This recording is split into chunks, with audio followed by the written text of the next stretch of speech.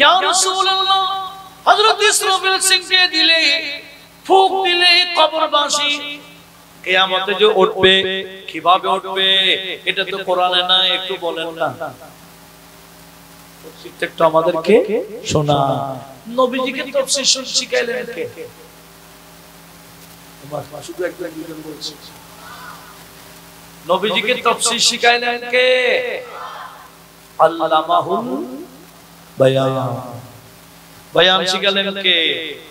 আল্লাহ বলেন আর রহমান আল্লামাল কুরআন খালাকাল ইনসান আল্লামাহুল আলিয়া আও ইলা নারিল হামিয়া। হয়তো তোমার সফরটা জান্নাতে আলিয়ার দিকে, নতুবা জাহান্নামে হামিয়ার দিকে, জাহান্নামের দিকে। তুমি যদি প্রস্তুতি নিয়ে কবরে আসো, তোমার কবর জান্নাতের বাগান হবে। আর যদি যেমন ইচ্ছা তেমন চলেছিলা, তোমার কবর জাহান্নামের গর্ত হয়ে যাবে। জোরে বলুন নাউজুবিল্লাহ।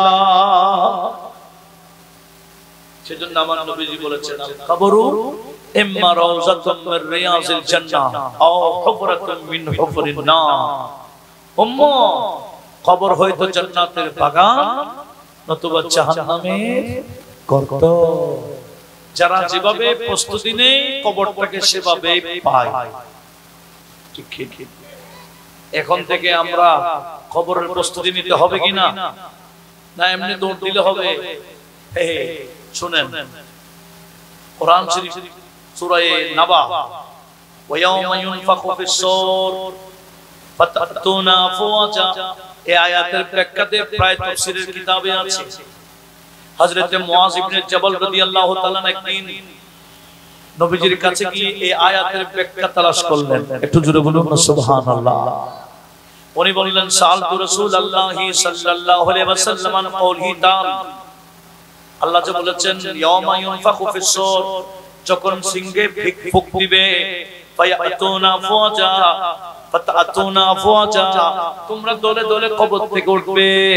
তারা হযরত মুআয ইবনে জাবাল বলেন, ইয়া রাসূলুল্লাহ, হযরত ইসরাফিল সিংকে দিলে, ফুঁক দিলে কবরবাসী কিয়ামতে যে উঠবে, কিভাবে উঠবে এটা তো কোরআনে না, একটু বলেন না।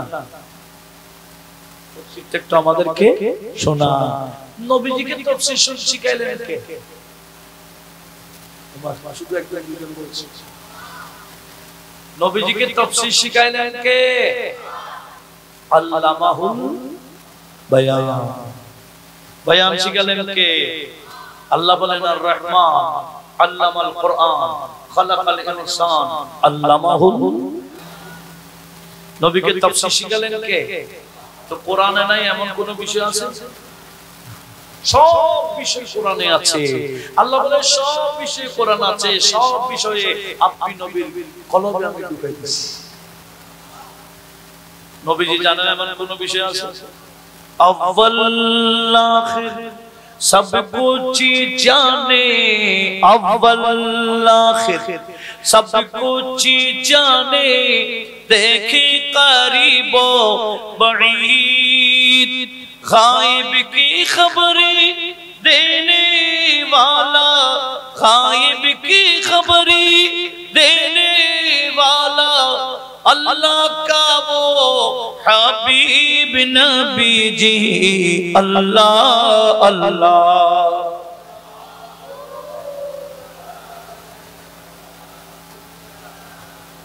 अल्लाह अल्लाह।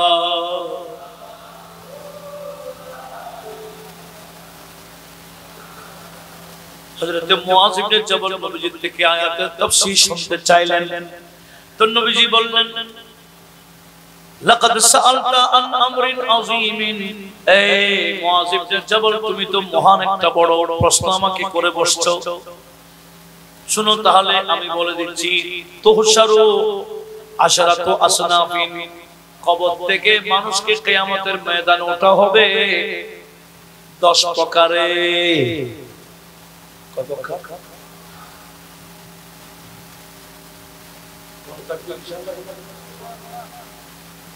এক নম্বর কি? এক নম্বর হলো বলা হচ্ছে সেদিন কবর থেকে কিয়ামতের ময়দানে ওঠানো হবে সূরাতুহুম ফামিনহুম মান হুয়া আলা সূরাতিল কারাদা। কিছু বান্দা কবর থেকে কিয়ামতের ময়দানে উঠবে, মানুষের সূরত নাই, বানরের সূরত হয়ে যাবে। আর নবীজি যখন বলেছেন এটা কি মিথ্যা হবে? কবর থেকে কিয়ামতে উঠবে কোন সূরতে? বানরের সূরতে। ওয়া মিনহুম মান হুয়া আলা সূরাতিল খানাসির। আবার কতগুলো সূরত হবে শুকরের, কিছু হবে বানরের, কিছু হবে। ওয়া মিনহুম মান হুয়া আলা আলাহুম ওয়া হুম ইউসাব্বিহুনা আলা ওয়াজুহিম ওয়া মিনহুম মান ইউহশার আমা ইউকাত। কিছু বান্দা উঠবে কবর থেকে পা উপরে মাথা নিচে, মাথা দিয়ে হাঁটবে। জোরে বলুন নাউজুবিল্লাহ। আবার কিছু বান্দা দুনিয়াতে চুপ ছিল, কিয়ামত উঠবে চুপ নাই, আমা ইউকাত, তাকে ধাক্কা দিয়ে নেওয়া হবে, পিছন থেকে ধাক্কা দিয়ে তাকে কিয়ামতে নেওয়া হবে। ওয়া মিনহুম মান ইউহশার আসম ওয়া আবাক। কিছু বান্দা হলো কান শুনবে না, কথাও বলতে পারে, অথচ দুনিয়াতে সুন্দর কথাও বলেছিল, শুনেছিল, কিন্তু কিয়ামত ওঠার সময় বদির হবে, কি হবে? বোবা হবে। আল্লাহ হেফাজত করুন। এরপর মিনহুম মান ইউহশার ইউমদাগু লিসানুহু ওয়া হুয়া মুদলি আলা সাদরিন ইয়াসিলুল কাহি মিন ফাইহিহি ইয়াকসুরুহু আহলুল জামআ।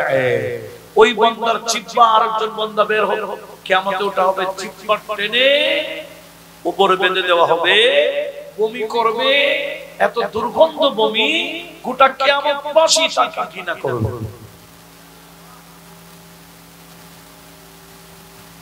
এরপর ওয়া মিনহুম মান ইউহশার মুক্তাল ইয়াদাইন ওয়া রিজলাইন।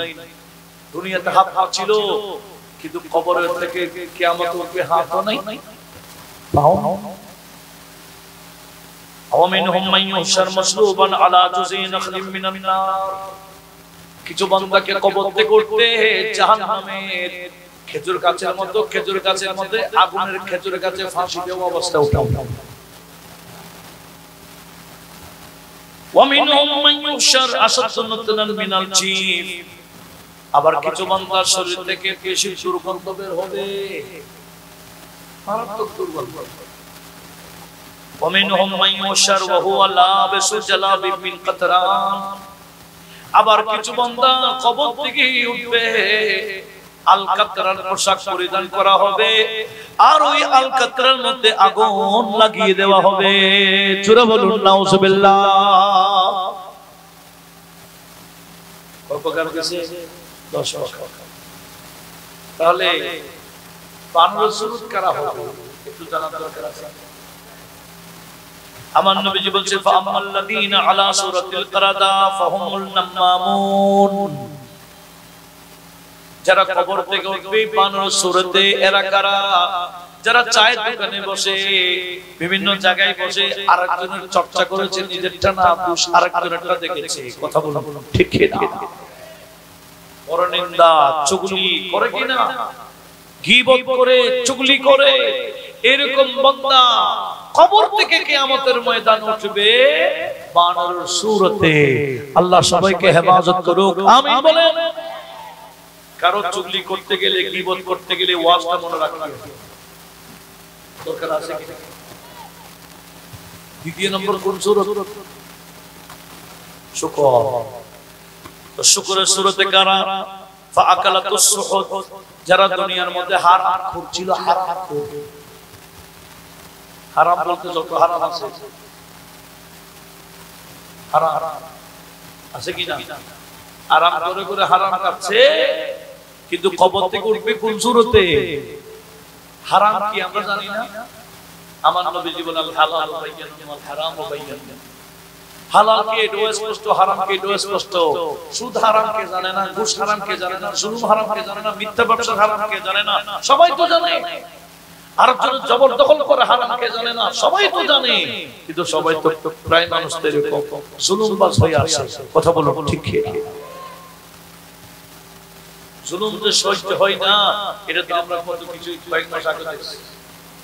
জুলুমের একটা কি আছে? তো দুনিয়াতে জুলুম করে যদি অবস্থা হয়, এই জুলুম কি আমাদের কি করব? এদের জীবন থেকে বাকিরা শিক্ষা নেওয়ার দরকার আছে কিনা? আবার এখন কতগুলো বলে অনেকদিন তোমরা জালেম ছিলে, এখন আমরা হব কি জালেম হইতে চান?